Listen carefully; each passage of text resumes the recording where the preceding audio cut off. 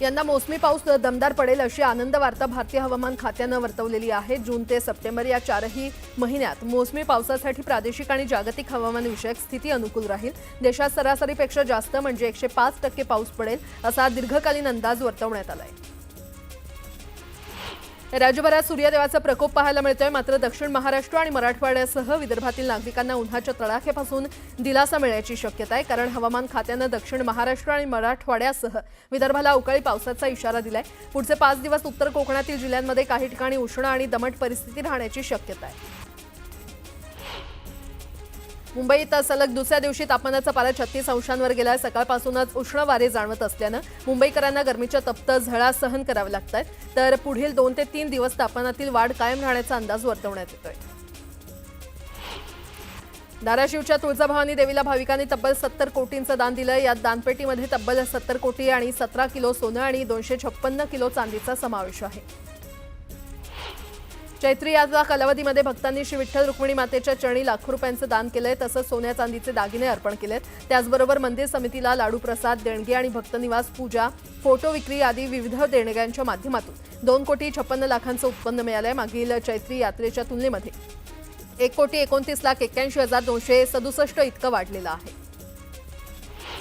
सलग आलेल्या सुट्ट्यांमुळे पर्यटकांची पावलं आपसुकच कोकणातील समुद्र किनाऱ्यांकडे वळलेली आहेत आणि त्यामुळे प्रसिद्ध गणपतीपुळे किनारी गर्दी पाहायला मिळाली आहे। 3 दिवसात साधारण 65,000 भाविकांनी दर्शन घेतलं असून तब्बल 1.5 कोटींची उलाढाल झाली आहे। संत ज्ञानेश्वर महाराज 750वा जन्मोत्सव सप्तशतकोत्तर सुवर्ण महोत्सव निमित्त आळंदी देवस्थानच्या वतीनं 3 मे पासून ग्रंथराज ज्ञानेश्वरी पारायण आणि अखंड हरिनाम सप्ताहाचं आयोजन करण्यात आलंय। ग्रंथराज ज्ञानेश्वरीच्या पारायणासाठी राज्यभरातून 10,000 भाविकांचं नियोजन केलंय, तर या हरिनाम सप्ताहामध्ये राज्यभरातील दिग्गज कीर्तनकार आणि प्रवचनकारांचं कीर्तन प्रवचनांच्या श्रवणाचा लाभ भाविकांना होणार आहे। राज्य सरकारच्या शालेय शिक्षण आणि क्रीडा विभागानं 2023-24 या वर्षासाठीच्या शिवछत्रपती राज्य क्रीडा पुरस्काराची घोषणा केली आहे। या क्रीडा पुरस्कारावर कोल्हापूर आणि परिसरातील 7 खेळाडूंनी आपली नावं कोरली आहेत। यात मानसिंग पाटील यांना उत्कृष्ट दिव्यांग क्रीडा मार्गदर्शक म्हणून सन्मान जाहीर झालाय।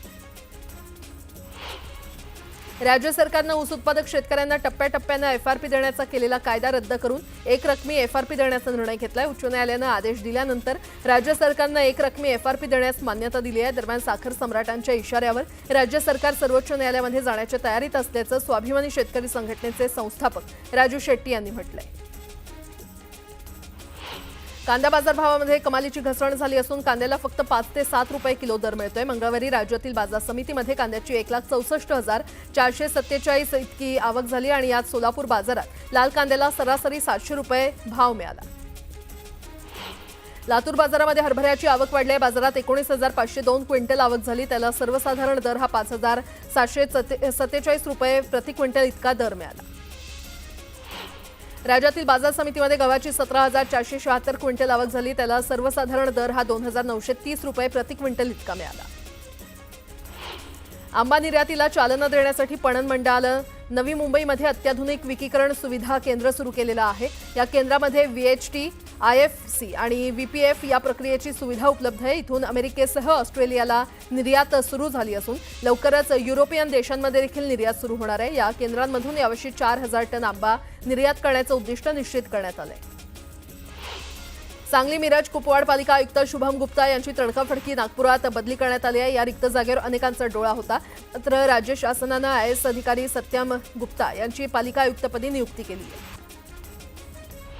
उन्हाळ्यात प्रवाशांचा प्रवास गारेगार करण्यासाठी बेस्टच्या ताफ्यामध्ये नवीन वातानुकूलित बसगाड्या समाविष्ट करण्यात येणार आहेत। प्रवाशांच्या सोयीसाठी बेस्टच्या ताफ्यामध्ये येत्या काळात टप्प्याटप्प्यानं 2,100 वातानुकूलित बस समाविष्ट करण्याचं नियोजन आहे। पुण्यात रात्री येणाऱ्या प्रवाशांची संख्या जास्त आहे आणि या प्रवाशांच्या सोयीसाठी पुणे महानगर परिवहन महामंडळाच्या 6 मार्गांवर रातराणी बस सुरू असून या बसला प्रवाशांकडून चांगला प्रतिसाद मिळतोय। रातराणीच्या 6 मार्गांवर धावणाऱ्या पीएमपीला गेल्या आर्थिक वर्षात 1 कोटी रुपयांचं उत्पन्न प्राप्त झालंय। एमएमआरडीएच्या ठाणे भिवंडी कल्याण मेट्रो 5 मार्गिकेतील ठाणे भिवंडी दरम्यानच्या पहिल्या टप्प्याचं काम सध्या वेगात सुरू आहे। या टप्प्यातील महत्त्वाचा टप्पा पार झालेला आहे। वसई दिवा मार्गावर अंजूर फाटा इथे 65 मीटर लांबीच्या तुळईची यशस्वी उभारणी करण्यात आली आहे। राज्यातील मध्य रेल्वेच्या 15 रेल्वे स्थानकांवरील नवीन पादचारी पूल खुले करण्यात आले आहेत। या पुलांची उभारणी 2025 मध्ये करण्यात आली आहे। या पुलांमुळे रेल्वे रूळ न ओलांडता पादचारी पुलावरून प्रवास करणं शक्य झालंय।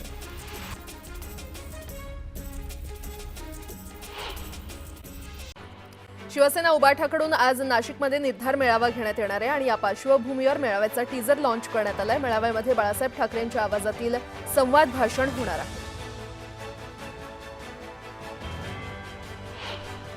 माजी आमदार राम सातपुतेंची खासदार धैर्यशील मोहितेंवर टीका करताना जीभ घसरली। सातपुतेंनी धैर्यशील मोहितेंचा रेडा असा उल्लेख केला। माढा लोकसभेत पावसात रेडा धुवून निघालाय अशी टीका सातपुतेंनी केली। चंद्रपुरातील भाजपा आमदार सुधीर मुनगंटीवार आणि किशोर जोरगेवार यांच्या अंतर्गत गटबाजीमध्ये वडेट्टीवारांनी निशाणा साधलाय। जिल्ह्यामध्ये भाजपचे 2 आमदार सध्या संघर्षाच्या मैदानात आहेत। मुंबईतील सागर बंगल्याच्या मदतीनं एक आमदार सूर्योदयाकडे आहे तर दुसरा सूर्यास्ताकडे आहे असा टोला त्यांनी लगावला। राज्य सरकारची रचना म्हणजे लुटारूंची रचना असल्याची टीका काँग्रेस प्रदेशाध्यक्ष हर्षवर्धन सपकाळ यांनी केली आहे। तर राज्याचे सरकार केवळ 3 लोक चालवत असल्याचा आरोपही त्यांनी केला। वैभव नाईक कोकणाला बदनाम करण्याचा प्रयत्न करत आहेत अशी टीका गृहराज्यमंत्री योगेश कदम यांनी केली आहे। कोकण हा देशातील सर्वात शांत विभाग आहे असं कदम म्हटले। हेमलता पाटील यांनी शिवसेना सोडण्याचा निर्णय घेतलाय। शिवसेनेमध्ये राहून पक्षाला न्याय देऊ शकत नसल्याचं म्हणत समाज माध्यमांवरून त्यांनी ही घोषणा केली आहे। नॅशनल हेराल्ड प्रकरणात राहुल गांधी, सोनिया गांधी, सॅम पित्रोदा यांच्या विरोधात ईडीकडून आरोपपत्र दाखल करण्यात आलंय। या चार्जशीटमध्ये सुमन दुबे आणि इतरांची देखील नावं आहेत। कोर्टानं या प्रकरणाची पुढील सुनावणी 25 एप्रिलला निश्चित केली आहे। धाराशिवच्या उमरग्यात भर चौकात एका व्यक्तीवर 4 जणांनी कोयते आणि तलवारीनं प्राणघातक हल्ला केला। या हल्ल्यामध्ये गोविंद दंडगोले नामक व्यक्ती गंभीर जखमी झालाय। दरम्यान हल्ल्याचं कारण अस्पष्ट असून हल्लेखोर फरार झाले। ऊसाला 1 रकमी एफआरपीचा जीआर अखेर राज्यात लागू करण्यात आलाय आणि त्यामुळे राज्यातील ऊस उत्पादक शेतकऱ्यांना मोठा दिलासा मिळालाय। ससून रुग्णालयातील हलगर्जीपणा समोर आलाय। अपघातग्रस्त रुग्णासाठी व्हीलचेअर उपलब्ध नसल्याचा प्रकार समोर आलाय। चालता न येण्यासारखी स्थिती असतानाही रुग्णालयाकडून व्हीलचेअर दिलं गेलं नसल्याची माहिती आहे। निजामपूर परिसरात चांद तारा मशीदच्या मागे असलेल्या पिवळ्या शाळेला अचानक आग लागली आणि घटनेची माहिती मिळताच अग्निशमन दलाचे जवान तात्काळ घटनास्थळी पोहोचले आणि आग आटोक्यात आणण्यात यश मिळवलं। नवी मुंबईच्या सानपाडामध्ये कारच्या डिक्कीतून हात बाहेर आल्याचा व्हिडिओ व्हायरल झाला। लॅपटॉपची जाहिरात करण्यासाठी हा व्हिडिओ करण्यात आल्याची माहिती समोर आली आहे। वसई विरारमध्ये वाहतूक पोलिसांना बॉडी वॉर्न कॅमेऱ्याचं वाटप करण्यात आलेलं आहे। या कॅमेऱ्यांद्वारे पोलीस आणि वाहनधारकांमधला संवाद रेकॉर्ड होणार आहे। पुण्याच्या उत्तमनगर भागात कोयता हातात घेऊन एका तरुणानं दहशत पसरवली। फ्लॅटच्या बुकिंगची रक्कम परत मागितल्याचा राग मनात ठेवून आरोपी ऋषिकेश गायकवाड हा एका इस्टेट एजंटच्या अंगावर धावून गेला। या घटनेचा थरकाप उडवणारा सीसीटीव्ही समोर आलाय। मुंबईतल्या पाणी प्रश्नावरून शिवसेना उबाठा आक्रमक झाले आहे। दादरमध्ये आमदार महेश सावंत यांच्या नेतृत्वात हंडा मोर्चा काढण्यात आला। यावेळी पोलिसांकडून उबाठाच्या कार्यकर्त्यांची धरपकड करण्यात आली।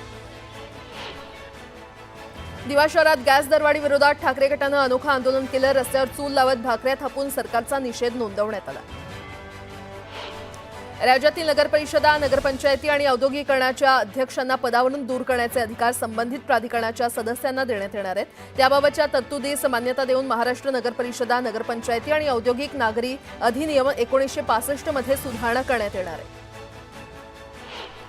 पुणे शहरातील 8 मतदारसंघात भाजपला 27 मंडल अध्यक्षांच्या निवडीसंदर्भात मंगळवारी मुंबईत बैठक पार पडली। मंडल अध्यक्षांची निवड करण्यापूर्वी मतदारसंघातील किमान 50% नवीन बूथ समित्या स्थापन करण्याचं काम अपूर्ण आहे। दरम्यान एका आठवड्याच्या आत बूथ रचनेचं काम पूर्ण करा असे आदेश शहर पदाधिकाऱ्यांना देण्यात आलेले आहेत। दरम्यान आठवड्याच्या शेवटी मंडल अध्यक्षांची नावं जाहीर होण्याची शक्यता आहे। राज्याच्या खेडोपाड्यातील 7 कोटी लाभार्थ्यांना धान्य वाटप करणाऱ्या रेशनधारकांना अर्थमंत्री अजित पवार यांनी मोठं गिफ्ट दिलंय। शिधा वाटप दुकानदारांच्या कमिशनमध्ये प्रति क्विंटल 20 रुपयांची वाढ करून ते 150 रुपयांवरून 170 रुपये करण्याचा निर्णय उपमुख्यमंत्री अजित पवार यांच्या अध्यक्षतेखाली मंत्रालयात झालेल्या बैठकीत घेण्यात आला। जळगाव जिल्हा परिषदेमध्ये आमदार सत्यजित तांबे यांच्या उपस्थितीमध्ये आढावा बैठक घेण्यात आली। बैठकीमध्ये शिक्षण विभागाच्या कामकाजाचा आणि विविध योजनांचा सत्यजित तांबेंनी आढावा घेतला। नाशिक शहरातील काटेगल्ली परिसरात असलेली अनधिकृत दर्गा हटवण्याच्या हालचाली सुरू झालेल्या आहेत। नाशिक महानगरपालिकेनं या दर्ग्याला माहिती दिली होती किंवा नोटीस दिली होती आणि नोटीसची मुदत संपत असल्यानं नाशिकच्या काटेगल्ली परिसरातील ही दर्गा हटवण्याच्या हालचाली आता सुरू झाल्या आहेत। काँग्रेस प्रदेशाध्यक्ष पदाची सूत्र हाती घेतल्यानंतर हर्षवर्धन सपकाळ नियुक्त केलेल्या निरीक्षकांचे जिल्हा आणि शहरनिहाय अहवाल प्रदेश काँग्रेसला प्राप्त झालेले आहेत। आता या अहवालांची छाननी करून तेथील संबंधितांबरोबर चर्चा करून त्या शहर आणि जिल्ह्यात खांदेपालट करण्यात येणार आहे।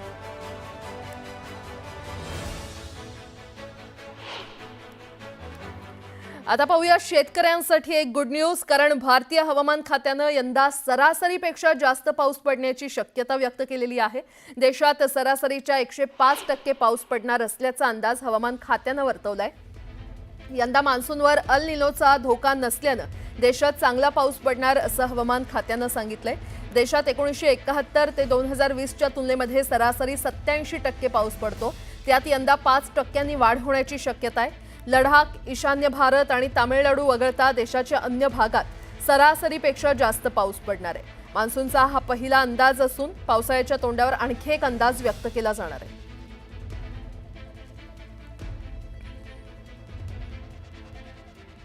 पुन्हा एकदा बातम्या वेगवान स्वरूपात। कांदा बाजारभावात कमालीची घसरण झाली असून कांद्याला फक्त 5 ते 7 रुपये किलो दर मिळतोय। मंगळवारी राज्यातील बाजार समितीमध्ये कांद्याची 1,64,476 क्विंटलची आवक झाली। यात सोलापूर बाजारात लाल कांद्याला सरासरी 700 रुपये तर लासलगाव बाजारात उन्हाळ कांद्याला कमीत कमी 700 रुपये दर मिळाला। लातूर बाजारामध्ये हरभऱ्याची आवक वाढली आहे। बाजारात 19,502 क्विंटल आवक झाली, त्याला सर्वसाधारण दर हा 5,747 रुपये प्रति क्विंटल इतका मिळाला। आंबा निर्यातीला चालना देण्यासाठी पणन मंडळानं नवी मुंबईमध्ये अत्याधुनिक विकीकरण सुविधा केंद्र सुरू केलेलं आहे। या केंद्रामध्ये VHT, IFSC आणि VPF या प्रक्रियेची सुविधा उपलब्ध आहे। तर इथून अमेरिकेसह ऑस्ट्रेलियाला निर्यात सुरू झाली असून लवकरच युरोपियन देशांमध्ये देखील निर्यात सुरू होणार आहे आणि या केंद्रांमधून यावर्षी 4,000 टन आंबा निर्यात करण्याचं उद्दिष्ट निश्चित करण्यात आलं। राज्यातील बाजार समितीमध्ये गव्हाची 17,476 क्विंटल आवक झाली, त्याला सर्वसाधारण दर हा 2,930 रुपये प्रति क्विंटल इतका मिळाला। सांगली, मिरज आणि कुपवाड पालिका आयुक्त शुभम गुप्ता यांची तडकाफडकी नागपुरात बदली करण्यात आलेली आहे। या रिक्त जागेवर अनेकांचा डोळा होता, मात्र राज्य शासनानं IAS अधिकारी सत्यम गांधी यांची पालिका आयुक्तपदी नियुक्ती केली। MMRDAच्या ठाणे भिवंडी कल्याण मेट्रो 5 मार्गिकेतील ठाणे भिवंडी दरम्यानच्या पहिल्या टप्प्याचं काम सध्या वेगात सुरू आहे। या टप्प्यातील महत्त्वाचा टप्पा पार झालाय। वसई दिवा मार्गावर अंजूर फाटा इथे 65 मीटर लांबीच्या तुळईची यशस्वी उभारणी करण्यात आली। पुण्यात रात्री येणाऱ्या प्रवाशांची संख्या जास्त आहे आणि या प्रवाशांच्या सोयीसाठी पुणे महानगर परिवहन महामंडळाच्या 6 मार्गांवर रातराणी बस सुरू असून या बसला प्रवाशांकडून चांगला प्रतिसाद मिळतोय। रातराणीच्या 6 मार्गांवर धावणाऱ्या PMPला गेल्या आर्थिक वर्षात 1 कोटी रुपयांचं उत्पन्न प्राप्त झालंय। उन्हाळ्यात प्रवाशांचा प्रवास गारेगार करण्यासाठी बेस्टच्या ताफ्यात नवीन वातानुकूलित बसगाड्या समाविष्ट करण्यात येणार आहेत। प्रवाशांच्या सोयीसाठी बेस्टच्या ताफ्यामध्ये येत्या काळात टप्प्याटप्प्यानं 2100 वातानुकूलित बस समाविष्ट करण्याचं नियोजन आहे। राज्यातील मध्य रेल्वेच्या 15 रेल्वे स्थानकांवरील नवीन पादचारी पूल खुले करण्यात आलेत आणि या पुलांची उभारणी 2025 मध्ये करण्यात आली आहे। या पुलांमुळे रेल्वे रूळ न ओलांडता पादचारी पुलावरून प्रवास करणं शक्य झालंय। सूक्ष्म आणि लघु उद्योगांना चालना देण्यासाठी महाराष्ट्र राज्य औद्योगिक विकास महामंडळाच्या औद्योगिक भूखंडावर पिंपरी चिंचवड महापालिकेनं बांधलेले गाळे अद्याप धुळखात पडून आहेत।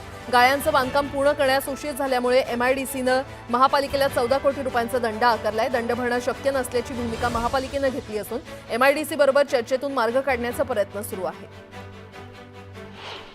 राज्य सरकारच्या मोफत गणवेश योजनेअंतर्गत राज्यातील पात्र विद्यार्थ्यांना नव्या शैक्षणिक वर्षाच्या पहिल्याच दिवशी गणवेश वाटपाचं नियोजन करण्यात आलंय। त्यासाठी 248 कोटी रुपयांहून अधिक रक्कम मंजूर करण्यात आली असून मोफत गणवेश योजनेची अंमलबजावणी पूर्वीप्रमाणेच शाळा व्यवस्थापन समितीद्वारे केली जाणार आहे। भारतातील पोलीस दलात महासंचालक आणि पोलीस अधीक्षक यासारख्या वरिष्ठ पदांवर 1000पेक्षा कमी महिला आहेत। पोलीस दलातील 90% महिला कॉन्स्टेबल पदावर काम करतात। मुंबईतील दहिसर पोलिसांनी मुख्यमंत्र्यांच्या 100 दिवसांच्या कार्यक्रमाचा भाग म्हणून जुन्या प्रकरणांमध्ये जमा केलेलं साहित्य तक्रारदारांना परत केलंय। झोन 12च्या पोलीस उपायुक्त स्मिता पाटील यांच्या मार्गदर्शनाखाली पोलिसांनी आरोपींकडून जप्त केलेले 54 लाख रुपये किमतीचे दागिने, मोबाईल फोन, लॅपटॉप आणि रोख रक्कम तक्रारदारांना परत केली आहे। परभणीतील पाथरी शहरातील शौचालयामध्ये 35 वर्षीय इसमाचा मृतदेह आढळून आल्यानंतर एकच खळबळ उडाली आहे। त्याच्या शरीरावर ठिकठिकाणी मारहाण केल्याच्या जखमा आढळून आल्या, तर पैशाच्या देण्याघेण्याच्या वादातून हा प्रकार झाल्याचं त्याच्या पत्नीने दिलेल्या तक्रारीत म्हटलंय। पाथरी पोलिसांनी या प्रकरणी आता तपास सुरू केलाय। दरम्यान हा इसम मानवत शहरात राहत होता। पुण्यातील लक्ष्मण शिंदे हत्या प्रकरणातील 12 आरोपींना पोलिसांनी अटक केली आहे। पाटणा आणि पुणे पोलिसांनी ही संयुक्त कारवाई केली आहे। हत्या प्रकरणातला मुख्य आरोपी देखील त्याला अटक करण्यात आलेली आहे।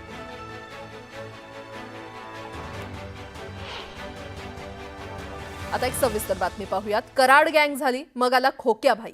आपली दहशत निर्माण करण्यासाठी गुन्हेगारीचे नवनवे पॅटर्न महाराष्ट्रात पाहायला मिळतात, पण कोयता पॅटर्न हा महाराष्ट्राला काही नवा नाहीये। पुण्यामध्ये वारंवार कोयता गँगच्या दहशतीच्या घडामोडी समोर येत असतात, पण आता हा कोयता पॅटर्न महाराष्ट्रभर पसरलाय की काय अशी चर्चा आता सुरू झाली आहे। कारण दिवसभरात कोयता पॅटर्नच्या 3 धक्कादायक घडामोडी समोर आलेल्या आहेत।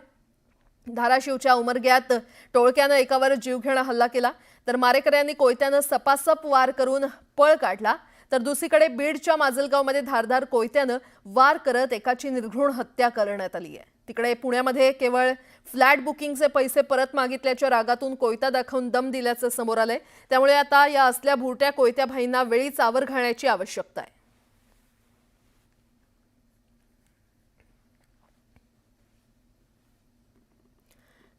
पुन्हा एकदा बातम्या वेगवान स्वरूपात। अभिनेत्री प्राजक्ता माळीनं सहकुटुंब श्री तुळजाभवानी देवीचं दर्शन घेतलं। यावेळी मंदिर संस्थांच्या वतीनं प्राजक्ता माळीचा सत्कार करण्यात आला।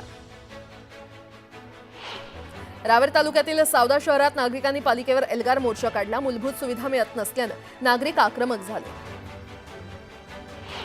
हिंगोलीच्या कृषी उत्पन्न बाजार समितीमध्ये 3000 क्विंटल हळदीची आवक झाली आहे। सलग सुट्ट्यांमुळे बंद असलेली कृषी उत्पन्न समितीचं व्यवहार आज पूर्ववत सुरू झाल्यानं शेतकऱ्यांनी हळद विक्रीसाठी गर्दी केली होती।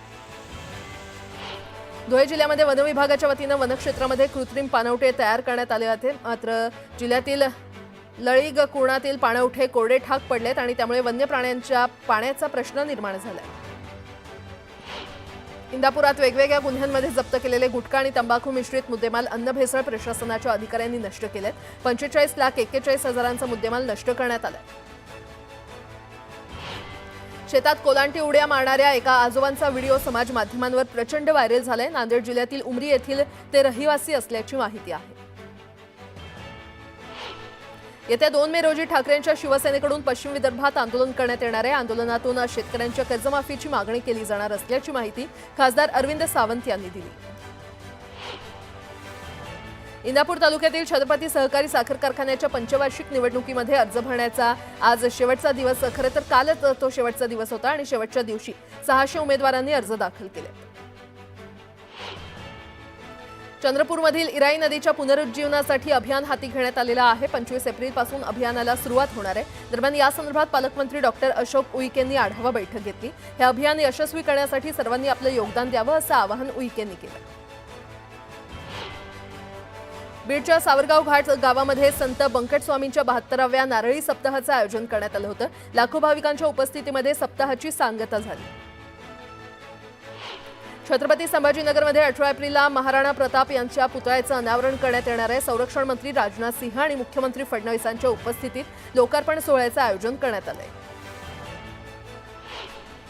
मनमाडच्या भवाडे गावात पीएम किसान योजनेचा लाभ घेण्यासाठी बोगस नाव समोर आले। 29 नावांची यादी फार्मर आयडीसाठी आल्यानं खळबळ उडाली आहे। दरम्यान प्रशासनाकडून या प्रकरणी कसून चौकशी केली जाणार आहे।